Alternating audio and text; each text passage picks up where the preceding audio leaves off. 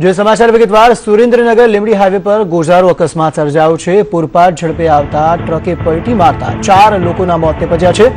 Limbdi highway પર સ્વામિનારાયણ મંદિર પાસે વળાંક લેતા સમયે લોખંડના પાઇપ ભરેલું જે ટ્રક હતું તે પલટી મારી ગયું। આપ જે પ્રમાણે દ્રશ્યોમાં જોઈ રહ્યા છો, આ ટ્રક જે રીતે સ્પીડમાં ઓવર સ્પીડમાં આવી રહ્યું હતું ને તેના કારણે ટર્નિંગ પર આ ટ્રક પલટી ખાઈ ગઈ। પાઇપ ભરેલું ટ્રેલર રિક્ષા પર પડતા 4 વ્યક્તિના ઘટના સ્થળે મોત નિપજ્યા, જ્યારે અન્ય રિક્ષામાં સવાર 2 લોકો હજુ ફસાયેલા છે।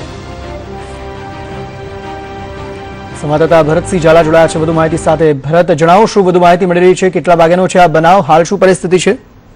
આજે અંકિતભાઈ, આજે વહેલી સવારે 9:15 વાગ્યાના અરસામાં રાજકોટ તરફથી લોખંડના પાઇપ ભરી અને એક ટેન્કર રાજકોટ અમદાવાદ તરફ જતું હતું। એ અરસા દરમિયાન અચાનક ટ્રક પરનો સ્ટીયરિંગનો કાબુ ગુમાવતા ટેન્કર પલટી મારી ગયું હતું અને એમાં ભરેલા લોખંડના પાઇપ એ દડી ગયા હતા નીચે, અને સાઈડમાં ઉભેલા રાજકોટથી અને ગોંડલથી આવેલા લોકો કેવર આવેલા 4 શખ્સો ઝડપી આવી ગયા હતા। એમાં એક મહિલા છે અને 3 પુરુષો છે।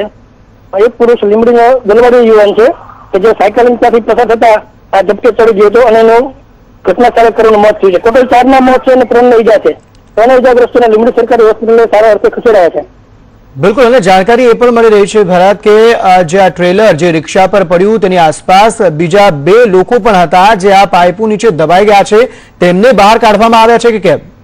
હા, જે લોકો રોડની સાઈડમાં ઉભા હતા, જે રાજકોટથી આવી અને લોકો કહેવા માટે લીંબડી તરફ જતા હતા, એ લોકો રોડ ક્રોસ કરવા માટે ઉભા હતા, એ અચાનક જ આ અકસ્માતનો ભોગ બની ગયા છે અને એ લોકો ઉપર આ પાઇપ ઢળી પડતા 4 પાઇપ નીચે ચગડી ગયા છે અને ઘટના સ્થળે 4 ના મોત થયા છે। એમાં એક સાયકલ સવાર પણ હતો જે લીંબડીનો યુવાન છે અને બાકીના 2 રાજકોટના છે અને એક ગોંડલના છે। એમાં એક મહિલાનું પણ મોત નીપજેલ છે। જે કારણ કોઈ જાણવા મળ્યું છે ખરું ભરત કે આખરે શા કારણે આ જે ટ્રક છે તે પલટી ખાઈ ગઈ? શું ઓવર સ્પીડ હતી કે પછી ડ્રાઈવરે કાબુ ગુમાવ્યો હતો સ્ટીયરિંગ પરથી? શું કારણ હતું તે કોઈ જાણવા મળ્યું છે ખરું?